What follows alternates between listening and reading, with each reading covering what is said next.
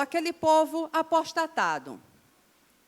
E os judeus, eles conservavam mais eles achavam, né, que conservavam mais todos os ritos judaicos, todas as questões cerimoniais do povo judeu. E por isso criticavam os samaritanos. Então, os judeus odiavam os samaritanos. Mas vocês não têm noção de como era esse ódio, não. Eles eram odiados a ponto de, quando o samaritano passava, um judeu cuspia. Frases do tipo, samaritano bom é samaritano morto. E por aí vai. A rincha era grande. Então, nesse contexto, aparece um doutor da lei, judeu, e pergunta para Jesus. E essa leitura a gente vai fazer agora na Bíblia, em Lucas capítulo 10. Se você quiser, pode acompanhar por aqui, pelo telão. Todos os textos bíblicos serão projetados na nossa tela. Então, esse doutor da lei vai falar para Jesus o seguinte. Antes da gente ler a palavra de Deus, vamos orar mais uma vez. Vamos orar comigo? Então, vamos fechar os olhos. Senhor nosso Deus, vem falar ao nosso coração. Tantas vezes, talvez, já escutamos essa parábola e essa história, mas que hoje, e a cada dia que a gente ler a Tua Bíblia, seja um pouquinho diferente.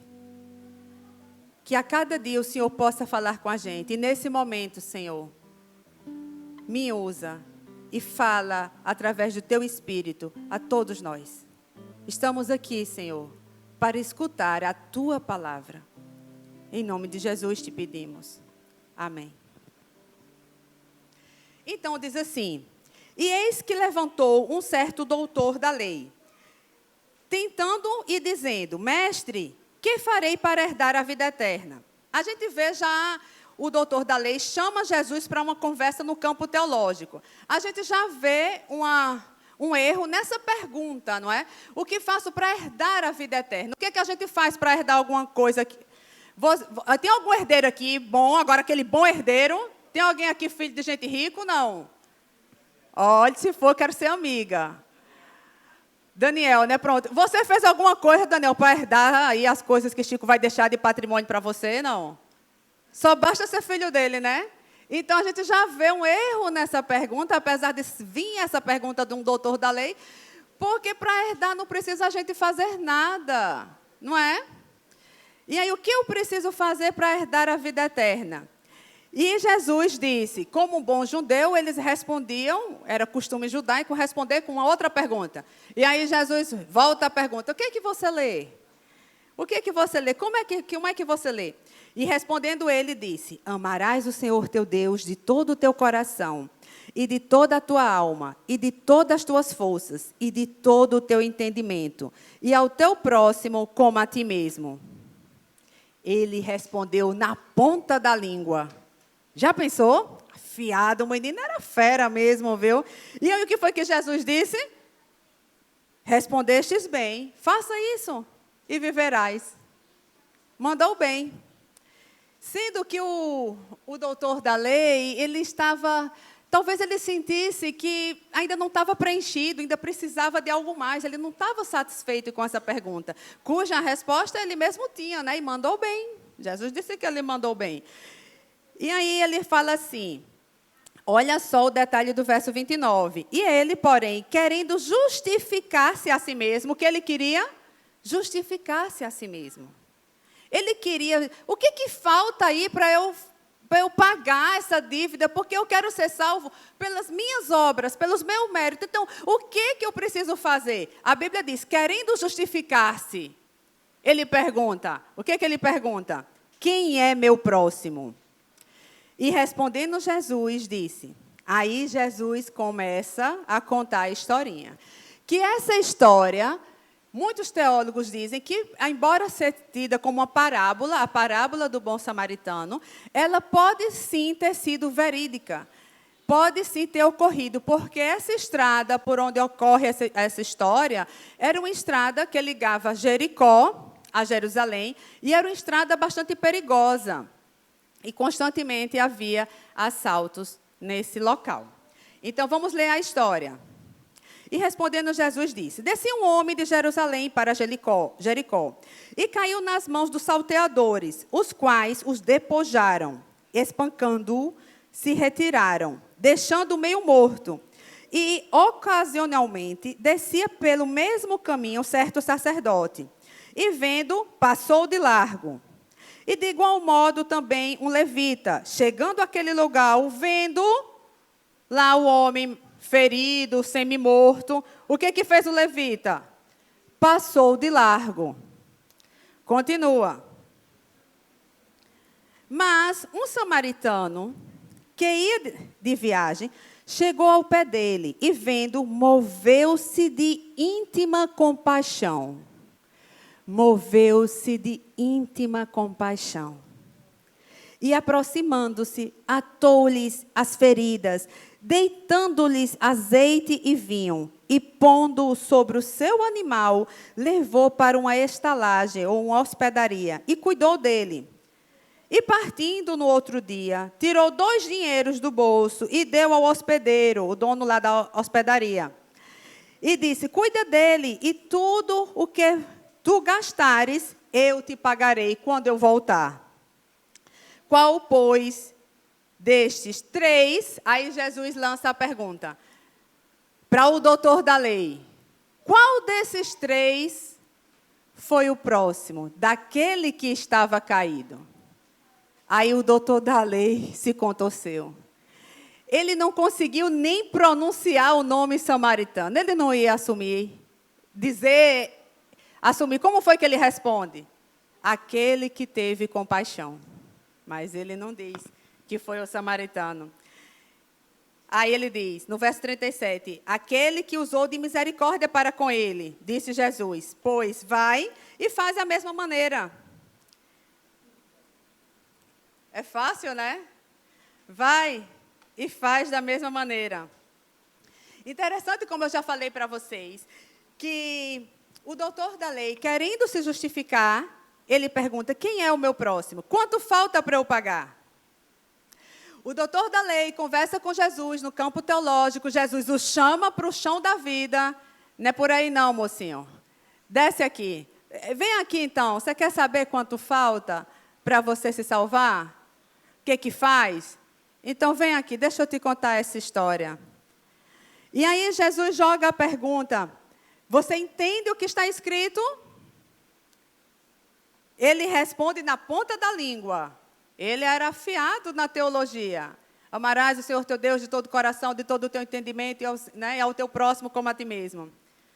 Se cumprir, então, o que o doutor da lei pergunta? Agora só falta um detalhe que eu estou aqui na dúvida. Quem é meu próximo? Me responde isso daí, quem é o meu próximo, que aí eu estou dentro. É só fazer isso e eu estou dentro. Quem é o meu próximo? Essa é a pergunta aqui para o Espaço Novo Tempo também. Quem é o próximo da gente, hein? Tem uma notícia meio ruim para dar, viu, Daniel? Sabe qual é, gente? Que o próximo é aquele que a gente não gosta. Não é de lascar um negócio desse? O próximo não é aquele que a gente que pensa igual a gente. O próximo não é aquele que eu tenho um afeto natural. Não é aquele que eu tenho um afeto natural. Aquele doutor da lei, ele precisava aprender isso. E aquele homem que passou pelo caminho e socorreu o homem que estava ferido, ele não conhecia aquele homem. Ele não conhecia. Eu tenho outra coisa para dizer. O próximo pode ser aquele que você não gosta. O próximo é aquele que não presta. Pensa em uma pessoa que não presta. Esse é o teu próximo. Agora pensa a pessoa que você não gosta. Esse é o seu próximo. Diga aí. É fogo, minha gente. É forte. É forte essa mensagem, viu? Aí, olha só. O próximo. Tem outra coisa falando sobre o próximo também, sabe, gente? Que o próximo, ele não lhe restitui. O homem que estava lá doente, ele restituiu o homem que socorreu? Não. Quem ia restituir? O responsável, né? O bom samaritano, o responsável pelo doente, foi lá na hospedaria, disse, olha, cuida desse homem, tudo que gastar, se gastar mais, se você ficar no prejuízo, porque a gente não fica no prejuízo quando serve a Jesus, mas se você ficar no prejuízo, eu vou te restituir. Então, quem restitui não é o homem doente, é o responsável por ele, é o samaritano, certo? Então, o próximo, ele não lhe restitui. Ele não restitui. Sabe aqueles pré-requisitos que está assim, ó, para ser meu amigo, a pessoa tem que ser assim, assim, assim, assado, senão não me misturo. Pois é, o próximo não cumpre esse seu checklist. Não cumpre, não está nos requisitos esse próximo. Entende? Quem é o meu próximo? Quem é o nosso próximo? Segue a pergunta. Vamos observar alguns personagens. O sacerdote. Por que o sacerdote não ajudou aquele homem, gente? Por que o sacerdote não ajudou? A resposta, porque ele era fiel à lei mosaica. E na lei mosaica dizia o seguinte, que se ele não poderia se contaminar com o defunto. O homem estava ali semi-morto, sem melar de sangue e tudo. E, além do mais, e se aquele homem que tivesse caído fosse o samaritano? Piorou, né? E se fosse um gentil, misericórdia? Então, o sacerdote, ele não ajudou, porque ele foi fiel à lei mosaica. Então, aí fica o paradoxo, que é polêmico, mas é verdade. A gente pode ser infiel sendo fiel. Já pensou? Você pode transgredir a lei de Deus cumprindo a lei. Eita, dana, agora deu um nó, não foi? Mas foi isso que aconteceu. O sacerdote não ajudou, porque ele foi fiel à lei mosaica. E não quis se contaminar, porque era uma contaminação. E o levita, hein, gente? Quem eram os levitas? Para começo de conversa, quem era? Era a patota da igreja, gente. Os levitas eram aqueles que ajudavam no ministério de louvor. Já pensou? Nada contra vocês aí, gente. Não é uma indireta. Era o pessoal da primeira fila. Talvez os levitas trabalhassem em vários ministérios da recepção. Ou, da recepção não, da igreja. Talvez os levitas, eles estavam envolvidos, eles estavam na ativa na igreja. Eita, danado. Eles eram acostumados a servir. Tu era um levita, Jordão? Misericórdia. Olha, minha gente, olha, eu não estou dando indireta para ninguém, mas a verdade é que os levitas, pode pesquisar aí, os levitas eram o povo que trabalhava na igreja. Eram eles, certo? Mas por que ele não ajudou, gente? Por que o levita não ajudou? Ele viu o sacerdote passando, poxa, meu chefe não está fazendo nada, ele não ajudou, eu vou fazer o quê? Eu vou seguir meu chefe, eu não vou fazer. Qual é a moral para a gente? Infelizmente, por isso que eu botei essa carinha triste, nem sempre é bom você seguir o seu líder espiritual, porque às vezes dá nisso. Você fica igual o levita e passa de largo. É complicado, mas é. E o samaritano? Vamos agora nos debruçar um pouquinho sobre o samaritano. Eu já falei para vocês, não é, que o samaritano era tido como os apostatados. Era aqueles pervertidos que estavam se misturado com os costumes do mundo, aquele crente meio desvirtuado, né? Crente Raimundo, um pé na igreja, outro no mundo, tinha se misturado com o povo assírio. Os samaritanos eram tidos assim, né? Eles eram acusados porque eles não seguiam os ritos. Os judeus acusavam que eles não seguiam os ritos. Mas o que foi que o samaritano fez? Ele cuidou, ele salvou, ele levou para a hospedaria. Ele pagou todos os custos. E ele ainda prometeu restituir, caso precisasse. O interessante que esse samaritano, ele é comparado com Jesus. Esse samaritano, ele é comparado com Jesus. Até Ellen White, ela fala sobre isso. Eu vou ler um textinho dela daqui a pouco. Mas vocês sabem que parábolas, elas são comparativas, né? E é assim mesmo. E Jesus, nessa parábola, ele é tido como essa pessoa que faz o quê? Ele cuida, ele salva, ele leva para a hospedaria, ele restitui. É esse daí. E a pergunta continua. Quem é o meu próximo? É aquele que você não conhece, é aquele que você não tem afeto, é aquele que você não concorda, teologicamente falando. Aí complicou. É difícil. É aquele que não age com reciprocidade. Não é assim, faça bem que eu vou fazer também. Não é assim, não. O próximo, ele não vai ser recíproco com você. Não espere disso, porque você não vai ser restituído pelo próximo, mas pelo samaritano. Ele não preenche os requisitos para ser seu amigo, é aquele que não é gente boa. O próximo não é gente boa, mas ele faz a gente amadurecer. Ele faz. E aí, tem uma pegadinha aqui, porque Jesus inverte a pergunta. O doutor da lei pergunta assim, quem é o meu próximo? Mas Jesus responde o quê? Quem é o próximo daquele que está caído? O doutor quer saber quem é meu próximo, o doutor da lei. Mas quem é o próximo daquele que está caído ali? Quem é o próximo dos nossos irmãos lá do Salinas? Quem é o próximo dos necessitados? Daqueles que estão humanamente necessitados. Quem é o próximo? Daquela pessoa que está ferida emocionalmente, psicologicamente. Quem é o próximo? Daquele que está magoado, daquele que está precisando de perdão. Quem é o próximo? Quem é o próximo? E aí, olha só. Agora eu vou ler um texto para vocês de Ellen White, que fala no livro Desejado de Todas as Nações, página 503. Gente, eu achei fantástico esse texto. Prestem atenção na leitura.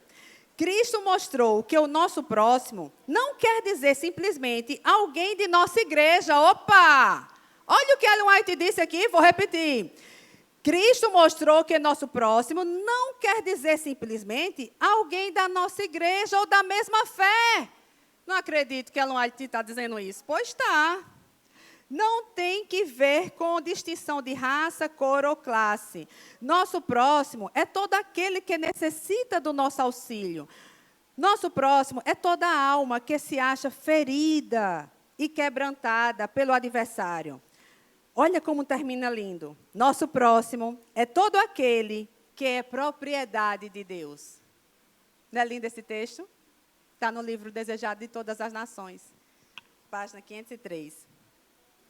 Como eu falei, a Ellen White continua aí, no mesmo livro, página 503, diz assim, na história do bom samaritano, Jesus ofereceu uma descrição de si mesmo.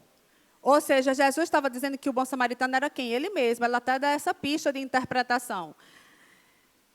E de sua missão. Então, pois bem, como dizem os portugueses, pois bem, se o bom samaritano for um protótipo de Jesus Cristo, então vamos observar algumas atitudes. Ele salva aquele homem, mas não deixa largado no meio do caminho. Ele leva para uma hospedaria.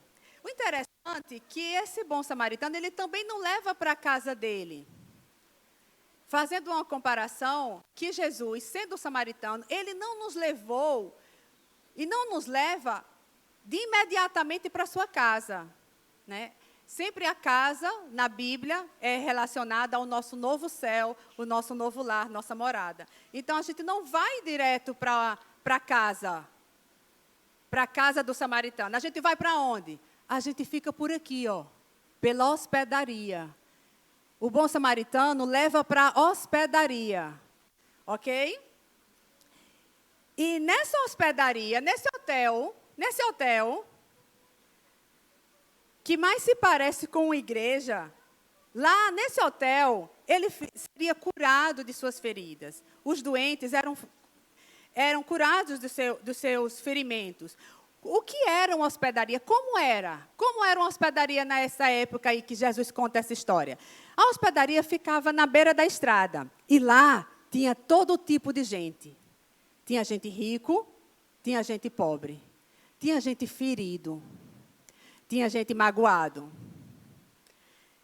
Essa é a hospedaria. E na hospedaria, possivelmente podia ter algum levita. Também sacerdotes. Tinha os religiosos e os menos religiosos.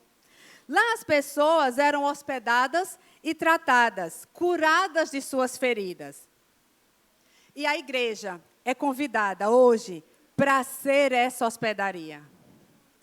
O Espaço Novo Tempo, que fica no hotel, é convidado a ser uma hospedaria. E aqui a gente vai tratar de pessoas feridas.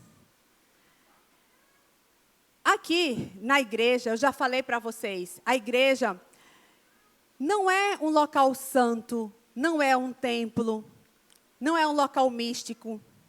Eu falei da vez passada que a igreja não é tabernáculo, não falei? Quem estava aqui pode acompanhar. A igreja não é um local santo, a igreja não é um templo, nós somos um templo. E quando eu digo isso, a responsabilidade é ainda muito maior, porque Deus habita em nós. Mas a igreja é essa casa de oração, onde a gente se reúne, onde a gente hospeda as pessoas, ou deveríamos hospedar todo tipo de gente. A igreja, a hospedaria, é para ficar assim, na beira do caminho, e vai entrar todo tipo de gente, como quiser entrar. E aqui será bem tratado, será acolhido. Há lugar na casa. Há lugar na casa. Para pessoas feridas. Sendo que a gente que está aqui nessa hospedaria, como as enfermeiras, viu aí, Vivi, que a enfermeira, cuidando dos doentes, a gente não é restituído pelos doentes aqui, não. Porque se a gente for restituído por aqui, a gente está ferrado. Pessoal que trabalha na igreja, fique sabendo, é só porrada. É só pancada.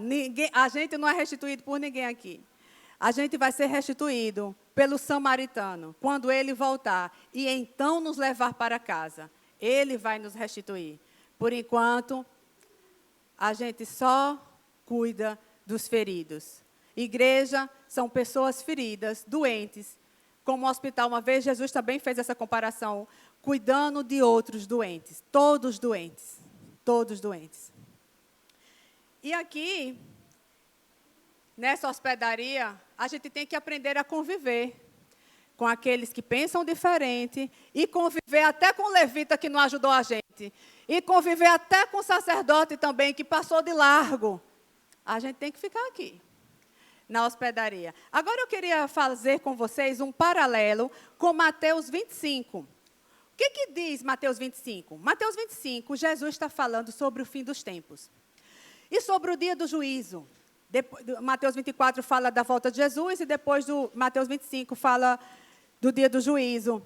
E, pois é, pasmem, o Espaço Novo Tempo também prega sobre o dia do juízo.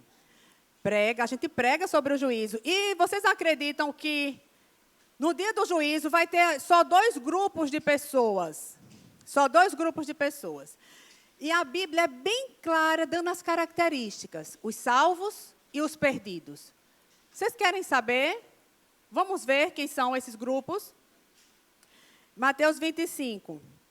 E quando o Filho do Homem vier em sua glória, e todos os santos anjos com ele, então se assentará no trono da sua glória.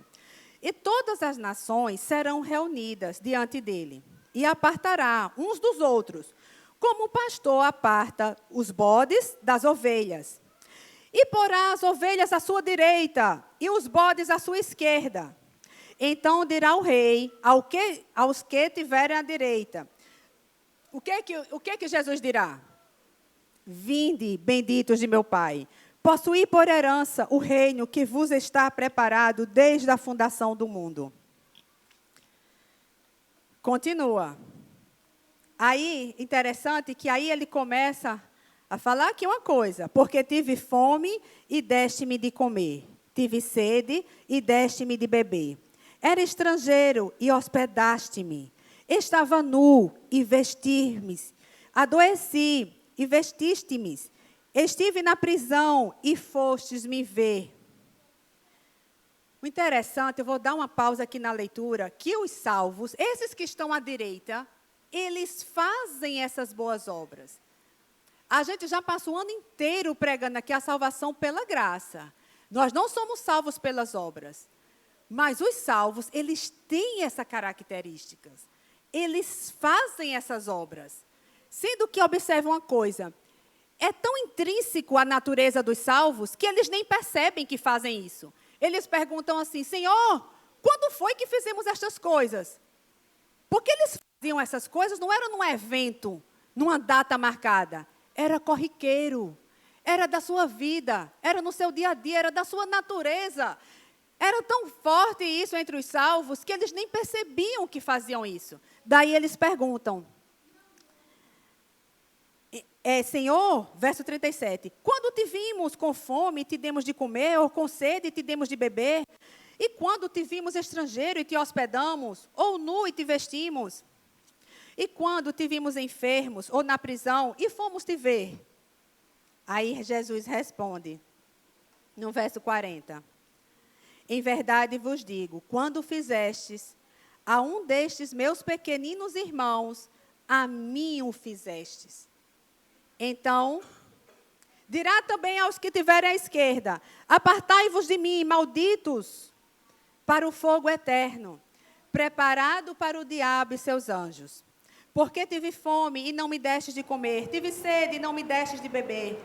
Sendo estrangeiro, não me recolhestes, estando nu, não me vestistes, e enfermo e na prisão, e não me visitastes.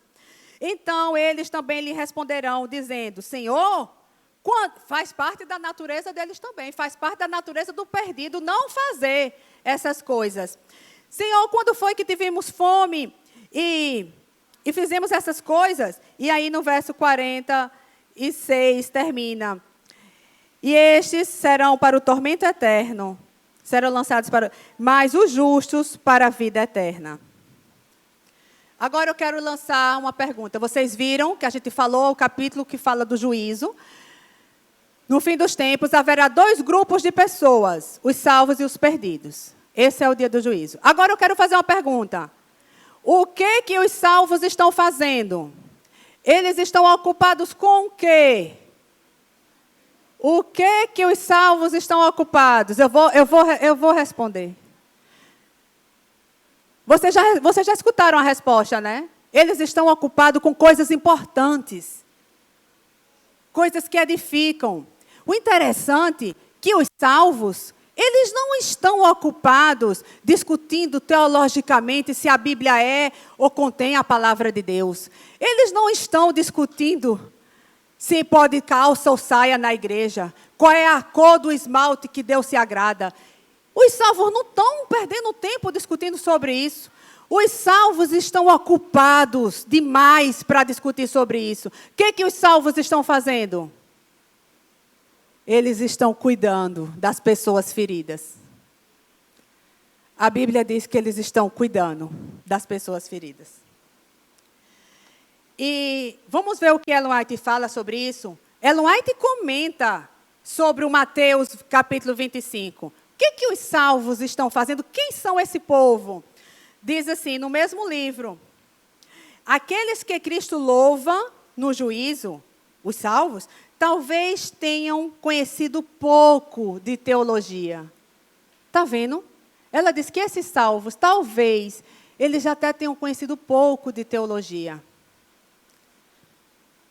Mas nutrem seus princípios. A teologia é importante, tem o seu papel. Aqui nessa igreja, nós prezamos pelo estudo aprofundado da Bíblia. É uma das nossas 3 bandeiras, acolher, aprender e servir. E sobre aprender, a gente se aprofunda no texto, sobre o que o texto realmente está dizendo, qual era o contexto. Prezamos por sermões profundos, bem estudados. Prezamos pela teologia. Mas os salvos, eles até podem ter uma boa teologia, mas não é só isso. Ele passa adiante, porque eles nutrem os seus princípios. Mediante a influência, olha só, e no final, depois vocês leem aí todo esse texto, que é muito importante, é muito lindo esse texto. Eu queria terminar com vocês falando a seguinte frase: fazer o bem pelo motivo certo. Da vez passada, eu também falei fazer o certo pelo motivo certo. A última vez que eu preguei aqui, eu falei sobre a gente servir a Deus de forma desinteressada. Não é esperando que o samaritano vai vir nos restituir. Ele vai vir nos restituir. Mas a gente não deve ser esse nosso objetivo. A gente não deve servir a Deus esperando a coroa. E só se fala de coroa, coroa e coroa. Meu amigo, quem molesta da fanatismo danado por essa coroa, né? E por ruas de ouro. Então, sabe, fazer a coisa certa pelo motivo certo. Da vez passada eu falei sobre isso, inclusive até você vir para a igreja, não para ser salvo, né? A gente fala sobre isso, não para obter a graça, obter o perdão, obter aquele pedido que eu estou pedindo a Deus. Não, mas eu também não estou dizendo que é para você não vir para a igreja, que não é para você fazer o bem. Fazer o bem, nós vamos fazer o bem hoje. Hoje não, a distribuição das cestas básicas seriam hoje, mas ficou para o próximo sábado. A gente vai fazer o bem, vai distribuir, mas isso tem que fazer parte da nossa natureza. Isso nem era para ser uma ação pontual. Tal dia, 21 de dezembro, vamos distribuir cestas básicas. É ótimo que seja. Isso movimenta a igreja, isso ajuda você a se envolver e ver como é bom servir. Mas não necessariamente tem que ser assim, porque essa ajuda ao próximo tem que ser aquele que tiver o seu caminho, por onde você estiver passando, você abençoar alguém. Então, não necessariamente um momento específico. Fazer o bem pelo motivo certo. Quando você distribui a cesta básica, não interessa se a pessoa vai se batizar ou não, se a pessoa é adventista ou não, se ela vai ser agora da tua igreja ou não. Não interessa. A gente vai acolher todos aqui. Não importa se você vai se batizar ou não, a gente vai continuar te tratando bem, vai se receber em casa. Então, quando eu digo que é para fazer a coisa certa, pelo motivo certo, você tem que pensar, a gente vem para a igreja porque aqui é a hospedaria.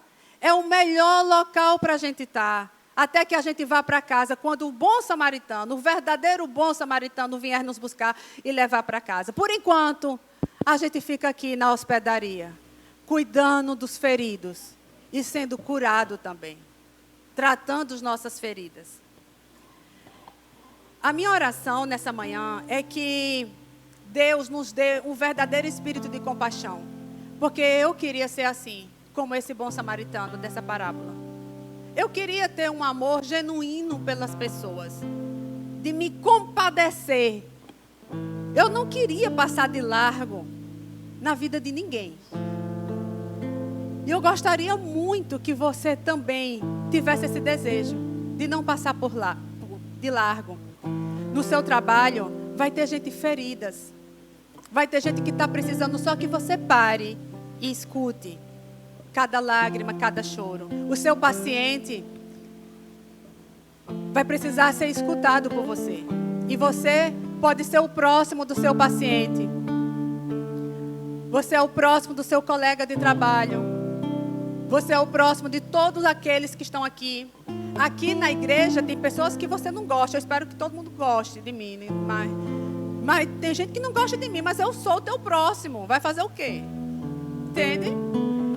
Então aqui vai ter gente, né, que pode não gostar um do outro, mas a gente tem que conviver porque a gente está aqui na hospedaria se tratando, se curando, até que Jesus volte para nos buscar e Ele vai nos restituir.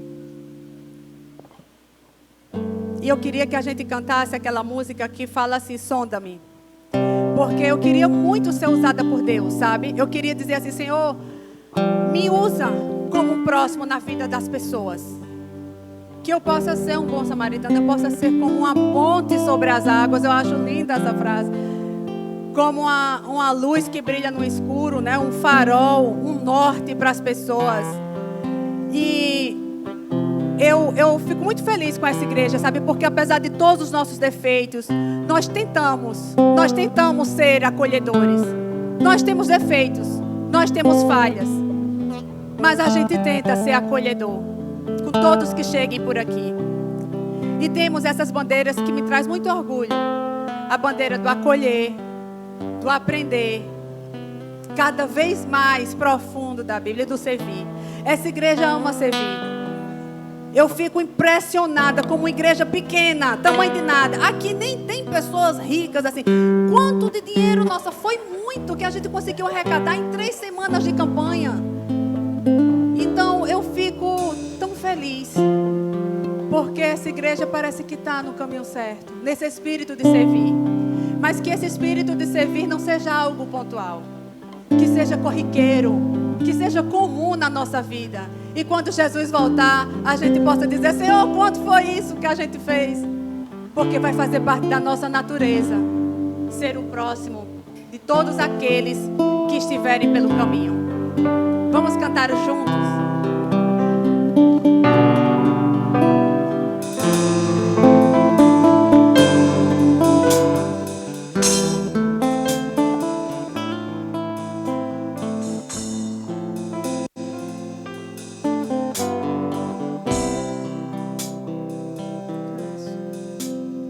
Sonda-me, Senhor, e me conheces.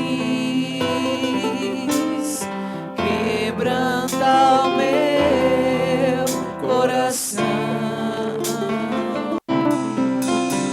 Transforma-me conforme a tua palavra. E enche-me até que em mim se ache só a ti.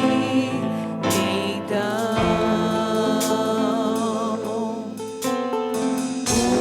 usa-me, Senhor.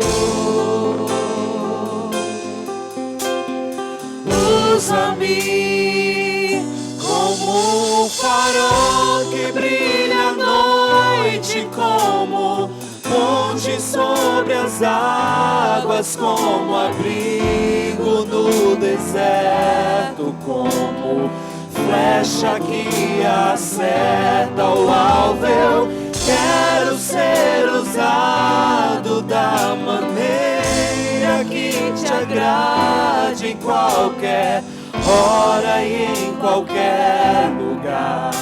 Eis aqui a minha vida, usa-me, Senhor, usa-me. Usa-me, Senhor, e me conheces. Quebranta o meu coração. Transforma-me conforme a tua palavra e enche-me até que em mim se ache só a ti. Então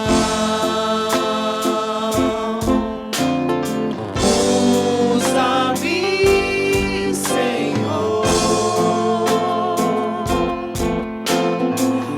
Usa-me como um farol que brilha à noite, como ponte sobre as águas, como abrigo no deserto, como flecha que acerta o alvo. Eu quero ser usado da maneira que te agrade, em qualquer hora e em qualquer lugar. Eis aqui a minha vida, usa-me, Senhor, usa-me. Sonda-me, quebranta-me, transforma-me, enche-me e usa-me.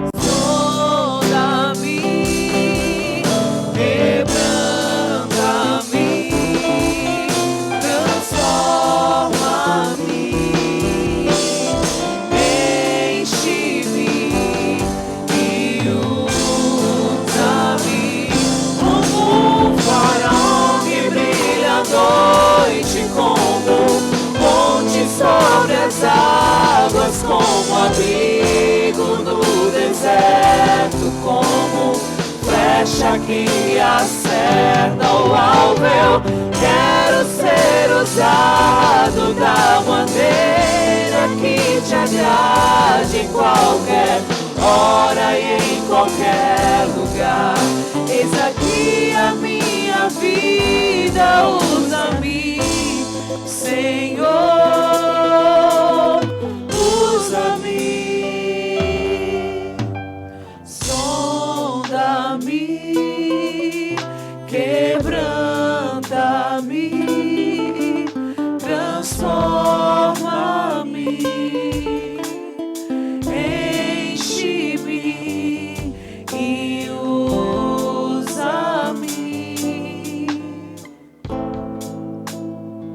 Senhor nosso Deus, usa-nos, Senhor. Usa-nos como um ponte sobre as águas, como um farol que brilha à noite. Enche-nos do teu Espírito, que a gente possa ter um coração grato. E esse seja o real motivo pelo qual a gente faz todas as coisas. E que todo o bem e todas as coisas certas que a gente fizer, seja, Senhor, movido de um espírito grato e de muito amor pelo Senhor. Porque o Senhor fez tudo, muito mais do que a gente merece, por cada um de nós. O nosso muito obrigado, Senhor. Senhor, nos ajuda a permanecer aqui nessa hospedaria, cuidando dos feridos e tratando também as nossas feridas. Nos ajuda, Senhor, a esperar a tua volta. Em nome de Jesus. Amém.